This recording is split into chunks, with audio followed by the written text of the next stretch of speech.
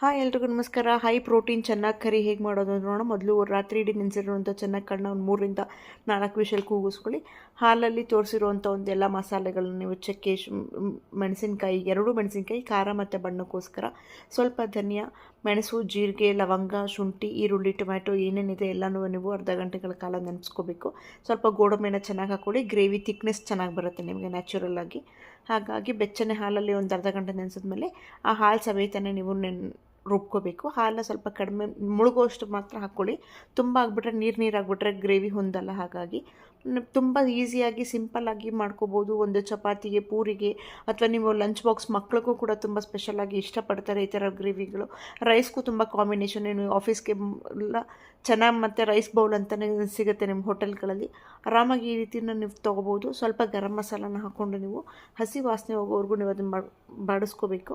ನಂತರ ಈ ಥರ ತುಂಬ ಫುಲ್ ಸಾಫ್ಟಾಗಿ ಕಾಳು ಬೆಂದಿರಬೇಕು. ಇಲ್ಲ ತುಂಬ ಗಟ್ಟಿ ಇದ್ದರೆ ನಿಮಗೆ ಮತ್ತೆ ಗ್ಯಾಸ್ ಆಗುತ್ತೆ. ಆದಷ್ಟು ಸ್ವಲ್ಪ ಸಾಫ್ಟಾಗಿ ಕಾಳನ್ನ ಚೆನ್ನಾಗಿ ಬೇಯಿಸ್ಕೊಳ್ಳಿ. ನೀರು ಅನಿಸುತ್ತೆ ಒಂದು 10 ನಿಮಿಷ ಅದನ್ನು ಸ್ಲೋ ಫ್ಲೇಮಲ್ಲಿ ಇಟ್ಬಿಟ್ಟು ಕುದಿಯೋಕ್ಕೆ ಬಿಟ್ಬಿಡಿ. ಅದು ತಂತಾನಾಗಿ ಕನ್ಸಿಸ್ಟೆನ್ಸಿ ಕರೆಕ್ಟಾಗಿ ಹದವಾಗಿ ಬರುತ್ತೆ.